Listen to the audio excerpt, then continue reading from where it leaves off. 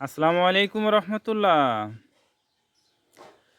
দেশের সকল বাগানীদেরকে জানাই রেয়ার প্লান্ট নার্সারির পক্ষ থেকে আন্তরিক শুভেচ্ছা ও অভিনন্দন। বন্ধুরা সবাই কেমন আছেন? আশা করি সবাই ভালো আছেন। আলহামদুলিল্লাহ। বন্ধুরা, আল্লাহ তাআলার রহমতে আজকে কিছু গাছ করব ইনশাআল্লাহ। তো বন্ধুরা, যখনই আমি অনলাইনের মাধ্যমে গাছ সেল করি, তো সেল করার আগে বা কুরিয়ার করার আগে এই গাছগুলোকে আমি ভিডিও করি। ভিডিও করে সেই ভিডিওটা আমাদের পেজ এবং আমাদের ইউটিউব চ্যানেলে আপলোড করে দিই। এটার পিছনে দুইটা কারণ আছে। প্রথম যে কারণ সেটা হচ্ছে, যে বাগানের উদ্দেশ্যে গাছটা পাঠাচ্ছি ওই বাগানেই যাতে নিশ্চিত করতে পারে তাকে কী গাছ পাঠাচ্ছি এবং যেটা দেখাচ্ছি ওইটাই পাঠাচ্ছি কিনা। এবং দ্বিতীয়ত হচ্ছে, নতুন যে বাগানিগুলো যারা আছেন তারা এই গাছ সম্পর্কে একটু হলেও ধারণা পায়। গাছের পরিচিতি, গাছ লাগানোর স্থান নির্বাচন, মাটি প্রস্তুত এবং কুরিয়ার থেকে গাছটা যাওয়ার পরে কিভাবে গাছটা রেস্টে দেবে, বিস্তারিত ধারণা একটু পেয়ে যায়। তো বন্ধুরা, যে গাছগুলো আছে আসুন আপনাদের সাথে একটু শেয়ার করি এখানে কি কি গাছ আজকে পাঠাবো। বন্ধুরা, এটা হচ্ছে ডোরিয়ান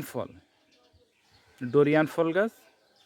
দেখুন, এই গাছটা বীজের গাছ এবং গাছটা দেখুন খুব সুন্দর ঝোপালো একটা গাছ দেখুন, এবং প্রচুর কুশি ছাড়তেছে মাথা দিয়ে, নতুন নতুন অনেক কুশি ছাড়তেছে এবং দেখুন একেবারে খুব সুন্দর একটা ঝোপালো গাছ। এবং গাছগুলো দেখুন কি মোটা গাছ। দেখুন, ডোরিয়ান গাছ সাধারণত চিকুন চিকুন কিন্তু পাওয়া যায়, কিন্তু গাছগুলো দেখুন কি মোটা। একটা গাছ, একটা গাছ, দুইটা গাছ, দুইটাই কিন্তু খুব মোটা গাছ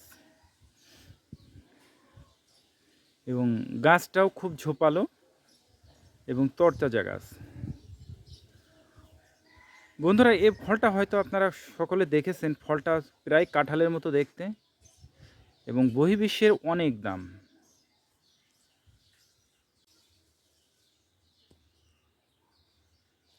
বর্তমানে আমাদের বাংলাদেশে প্রচুর পরিমাণে লাগাচ্ছে এই ডোরিয়ান গাছটা এবং এর সাইজটা কিন্তু অনেক বড়। প্রায় দেখুন, আমি নিচের থেকে ধরেছি তাতেই বুঝতে পাচ্ছেন এর সাইজটা কত বড়। 5 ফুট সাইজ, 4 ফুট, 5 ফুট এমন সাইজের এই গাছগুলো।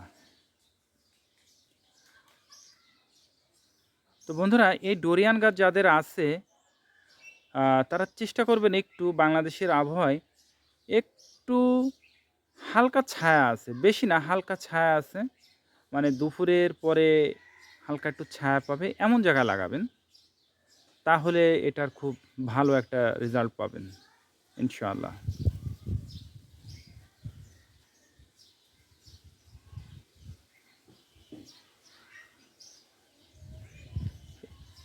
এরপরে যেটা দেখাবো সেটা হচ্ছে কফি গাছ। বন্ধুরা, এই কফিটা হচ্ছে বর্তমানে বাংলাদেশে বাণিজ্যিকভাবে চাষ হচ্ছে। বর্তমানে রাঙামাটি পার্বত্য অঞ্চলে ব্যাপক ব্যাপক ভিত্তিতে এই কফিটা চাষ হচ্ছে এবং বড় বড় বাগান করতেছে এই কফিটার।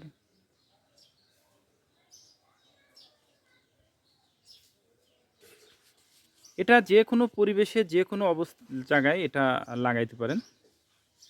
পরিচর্যা বলতে তেমন কিছুই নাই, রোগ বালাই নেই বললেই চলে। বন্ধুরা, এরপরে যেটা দেখাবো সেটা হচ্ছে ম্যাঙ্গোস্টিন। দেখুন বন্ধুরা, এটা কিন্তু বীজের গাছ, এটা কলমের না।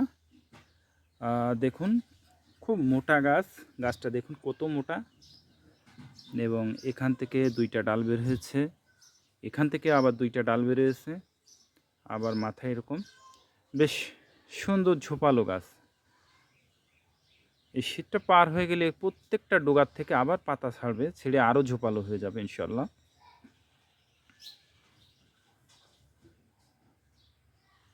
এটাও বীজের গাছ। কলমও আছে আমাদের কাছে, চাইলে কলমও নিতে পারেন। ডোরিয়ানটাও কলমের গাছ আছে, চাইলে সংগ্রহ করতে পারেন। তো বন্ধুরা, এই ফলটা ম্যাঙ্গোস্টিন ফলটা খুবই আকর্ষণীয় একটি ফল। এর কালারটাও দেখতে খুবই আকর্ষণীয়, এবং যারা খেয়েছেন তারাই বলতে পারবেন এর মজাটা কতটুকু। বন্ধুরা, এরপরে যেটা দেখাবো সেটা হচ্ছে কাজু বাদাম। এই কাজু বাদামটাও বর্তমানে রাঙামাটি পার্বত্য অঞ্চলে ব্যাপক ভিত্তিতে চাষ হচ্ছে। দেখুন, এটাও কলমের গাছ, এবং এটাতে ফুল ছিল, এখন ফুল হয়ে গেছে। দেখেন, কোনো পরিচর্যা বলতে কিছুই নেই, শুধুমাত্র ওইভাবেই ইম্পোর্ট করা হয়েছিল, ওভাবেই আছে, তাতেই ফুল আসছিল। কাজু বাদাম, এটা গুণাগুণ কতটুকু সে আপনারা খুব ভালো জানেন। কাজু বাদামের বলা যায় যে পুষ্টিগুণে ভরপুর। বন্ধুরা, এরপরে যেটা দেখাবো সেটা হচ্ছে অ্যাভোকাডোটাও বর্তমানে বাণিজ্যিকভাবে চাষ করতেছে, এবং এটার রেজাল্টও খুব ভালো, এবং এটাও বাংলাদেশের আবহাওয়া উপযোগী। এটাও কলমের গাছ।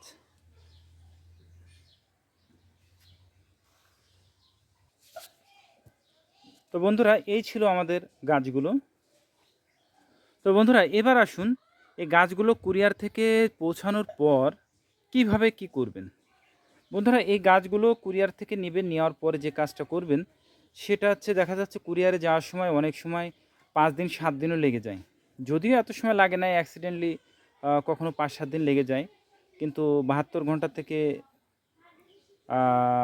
ঘন্টা বা 3 থেকে 4 দিনের মধ্যে পৌঁছে যায় সারা বাংলাদেশে যে কোনো প্রান্তে।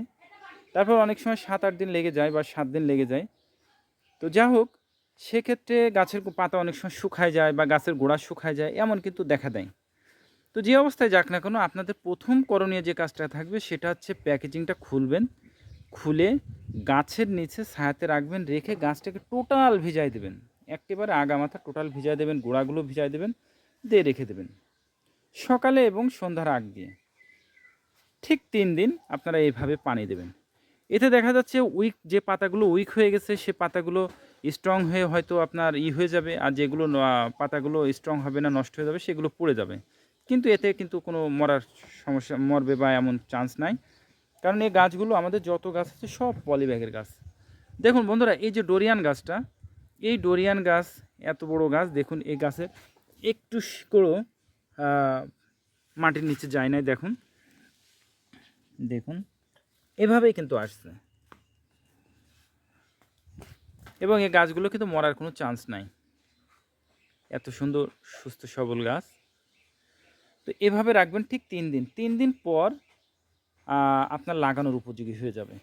তবে এই 3 দিন কখনোই যেন পানির শূন্যতা না দেখা দেয়। 3 দিন পর আপনি স্থান নির্বাচন করবেন, কোথায় লাগাবেন। আপনি ছাদে লাগাবেন নাকি আপনি নিচেতে লাগাবেন, মাটিতে লাগাবেন। যদি ছাদে লাগান তাহলে সেক্ষেত্রে চেষ্টা করবেন দোআঁশ মাটিতে লাগানোর। 3 ভাগের 2 ভাগ দোআঁশ মাটি, এবং 1 ভাগ পচা গোবরের সার, আর কিচ্ছু না, শুধু এই 2টা জিনিস দিবেন। কোনো রাসায়নিক সার বা কিচ্ছু দিবেন না, দিয়ে আপনি ভালো করে মাটিটা মিক্সচার করে গাছটা লাগাবেন। তো বন্ধুরা, লাগানোর সময় কিভাবে কি করবেন। গাছটা লাগানোর সময় যেখানে লাগাবেন সে গর্তটা করবেন, করে গাছটাকে ফার্স্টে এরকম শোয়াই দিবেন, দিয়ে দেখুন গাছের শিকড় কিন্তু কোনো বাইরে নাই।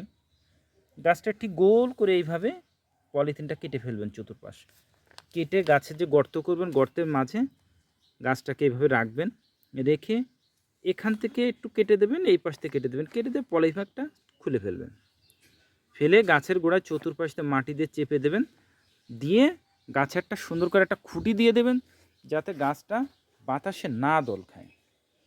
এরপরে যে কাজটা থাকবে সেটা আপনি পানি দেবেন, প্রতিদিন সকালে অথবা সন্ধ্যার আগ দিয়ে পানি দেবেন। দুপুরে কখনোই গাছে পানি দেবেন না, কারণ এই সময়টায় গাছের গোড়া খুব উত্তপ্ত থাকে, এবং এই সময় নরম যে শিকড়গুলো আছে সেগুলো গরম পানিটা পেয়ে গরম হয়ে শিকড়গুলো নষ্ট হয়ে যাওয়ার সম্ভাবনা থাকে।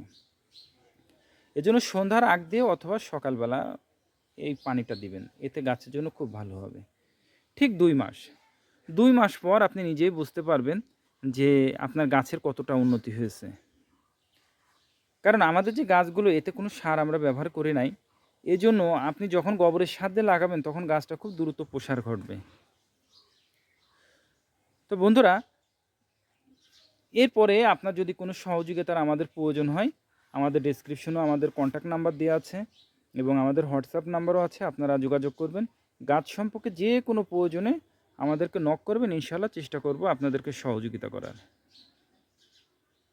বন্ধুরা, এই যে গাছগুলো দেখছেন, এই গাছগুলো কিন্তু সবই সেল হয়ে গেছে। এগুলো চাইলেই, এই গাছটা চাইলেই আমি দিতে পারবো না, তবে এরকম আছে, এরকমই হবে, হয়তো 19-20 বা এর চেয়ে একটু ভালো বা এর চেয়ে একটু কম এরম হতে পারে, 19-20 হবে, তবে এটাই হবে না। গাছ আছে, আপনারা চাইলে আপনারা সংগ্রহ করতে পারেন। আমাদের কাছ থেকে গাছ সংগ্রহ করতে হলে প্রথম তো আপনাকে গাছটা দেখে নিতে হবে।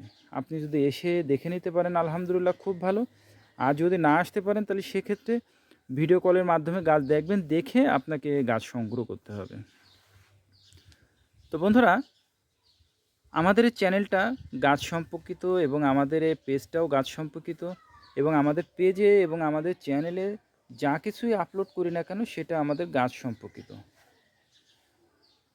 তো বন্ধুরা, ভিডিওটা যদি আপনাদের ভালো লেগে থাকে তাহলে অবশ্যই শেয়ার করবেন, যাতে আপনার বন্ধুরাও গাছ সম্পর্কে একটু ধারণা পায়। এবং ভিডিওটা যদি ভালো লেগে থাকে অবশ্যই আমাদের পেজে ফলো দিয়ে রাখবেন নিত্য নতুন আপডেট পাওয়ার জন্য, এবং আমাদের চ্যানেলও সাবস্ক্রাইব করে রাখবেন পরবর্তীতে বিভিন্ন তথ্য পাওয়ার জন্য। এবং বন্ধুরা, এর মধ্যে কোন গাছটা আপনার ভালো লেগেছে এবং কোনটা সম্পর্কে আপনারা জানতে চান, আগ্রহী, অবশ্যই সেটা কমেন্টস করে জানাবেন। তো বন্ধুরা, গাছগুলো বাগানির উদ্দেশ্যে ভালোভাবে পৌঁছাক এই আশাই করি। কারণ একজন বাগানি যখন গাছ কেনে তখন কিন্তু সে অনেক স্বপ্ন নিয়ে গাছগুলো কেনে, অনেক স্বপ্ন নিয়ে গাছগুলো কেনে, এবং তার এই অর্থটাও খুবই মানে কষ্টের বিনিময়ে কিন্তু এই অর্থটা সঞ্চয় হয়, তারপরে কিন্তু গাছগুলো কেনে। আর গাছ কিন্তু সবাই কিনে না, সবাই কিন্তু গাছ ভক্ত না। যারা গাছকে ভালোবাসে একমাত্র তারাই কিন্তু গাছ কিনে। তো বন্ধুরা, গাছগুলো বাগানের উদ্দেশ্যে যাক, ভালোভাবে পৌঁছাক এবং বাগানের স্বপ্নগুলো পূরণ হোক এই আশাই করি। তো সকলে ভালো থাকবেন, সুস্থ থাকবেন। আল্লাহ তাআলা যেন সেটাই করেন যেটা আপনার, আমার এবং আমাদের দেশের জন্য কল্যাণকর। আসসালামু আলাইকুম রহমতুল্লাহ।